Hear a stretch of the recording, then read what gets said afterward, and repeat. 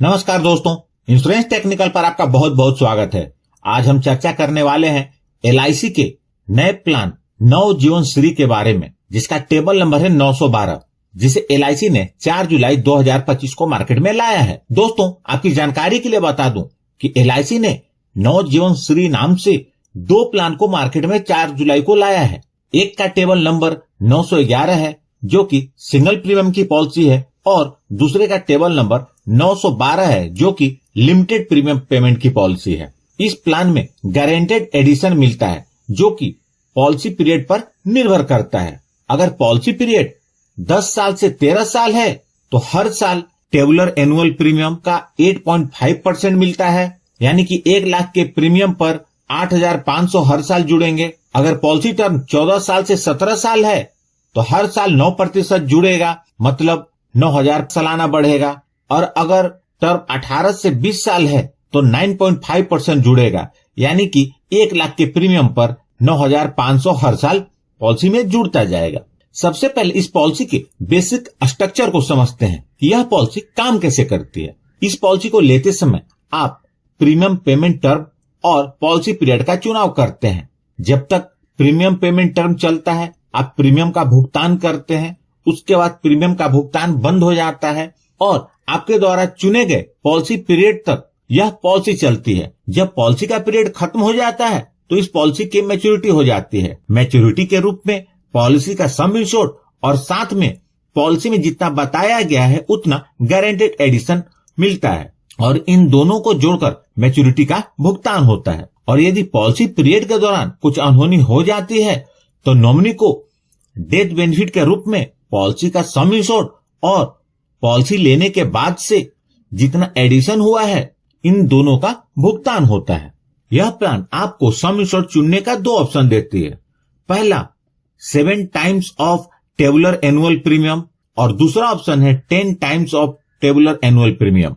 आइए सबसे पहले बात करते हैं इस पॉलिसी को लेने के लिए आवश्यक मापदंड और उसकी शर्तों के बारे में। इस पॉलिसी की आवश्यकताओं को समझने के लिए इसके प्रीमियम पेमेंट टर्म को हमें आधार बनाना होगा। इस पॉलिसी में प्रीमियम पेमेंट टर्म के लिए 6 वर्ष, 8 वर्ष, 10 वर्ष और 12 वर्ष के रूप में 4 ऑप्शन उपलब्ध हैं, और इन सभी पे ही बाकी रिक्वायरमेंट जुड़ी हुई है। मिनिमम एज एट एंट्री इस पॉलिसी के लिए 30 दिनों का है, और यह सभी प्रीमियम पेमेंट टर्म के लिए 30 दिन ही है। मैक्सिमम एज एट एंट्री 6 वर्ष, 8 वर्ष और 10 वर्ष के प्रीमियम पेमेंट के लिए 60 वर्ष है, और 12 वर्ष के प्रीमियम पेमेंट टर्म के लिए यह 59 वर्ष है।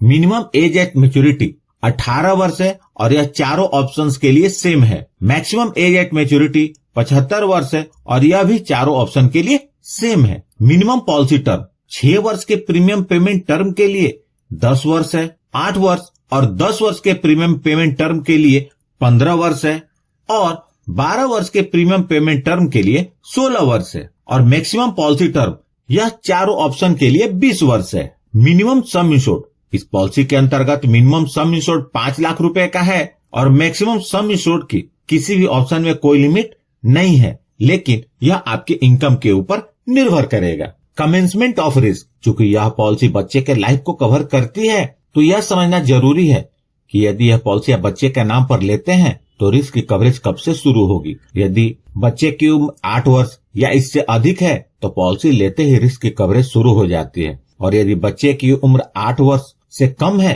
तो बच्चे की उम्र 8 वर्ष पूरी हो जाए या पॉलिसी के 2 वर्ष पूरे हो जाए, इन दोनों में से जो भी जल्दी होगा बच्चे के रिस्क की कवरेज वहां से शुरू हो जाएगी।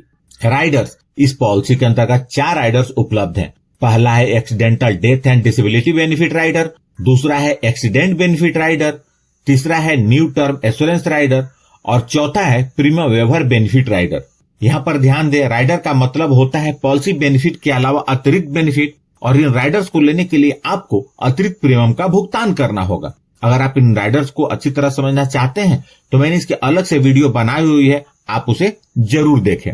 आइए इस पॉलिसी को एक उदाहरण के साथ समझते हैं। मिस्टर दिनेश, जिनकी उम्र 30 वर्ष है, इस पॉलिसी को 10 लाख के सम इंश्योर्ड और ऑप्शन 2 के साथ लेते हैं। पॉलिसी टर्म के रूप में उन्होंने 20 वर्ष का चुनाव किया है, और प्रीमियम पेमेंट टर्म के रूप में उन्होंने 12 वर्ष का चुनाव किया है। तो मिस्टर दिनेश को 12 वर्ष तक प्रीमियम का भुगतान करना होगा।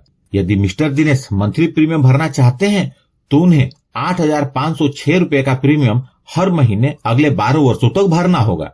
यदि ईयरली प्रीमियम भरना चाहते हैं तो उन्हें 98,722 रुपए का प्रीमियम हर साल 12 वर्षों तक भरना होगा।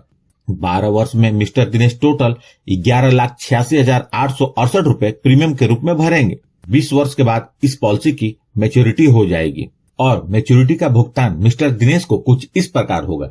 सबसे पहले पॉलिसी का सम इंश्योर्ड 10 लाख रुपए, उसके बाद गारंटेड एडिशन 16,05,931 रुपए, टोटल लगभग 26 लाख रुपए की मैच्योरिटी मिस्टर दिनेश को मिलेगी। अब बात करते हैं डेथ बेनिफिट।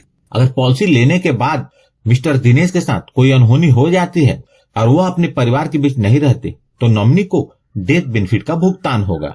डेथ बेनिफिट के रूप में सबसे पहले पॉलिसी का सम इंश्योर्ड 10 लाख रुपए और साथ में पॉलिसी ने जितना भी गारंटेड एडिशन अर्न किया है इन दोनों को जोड़कर डेथ बेनिफिट का भुगतान होगा। यानी पॉलिसी जितने ज्यादा समय तक चलेगी डेथ बेनिफिट का भुगतान उतना ही ज्यादा होगा। Surrender of policy. इस पॉलिसी को लेने के बाद आप 1 वर्ष के प्रीमियम का भुगतान करने के बाद कभी भी सरेंडर कर सकते हैं और लोन की सुविधा पॉलिसी लेने के 1 वर्ष बाद ही उपलब्ध हो जाती है। तो यह थी इस पॉलिसी की जानकारी। दोस्तों, आपको एक खास अपडेट देना चाहता हूँ।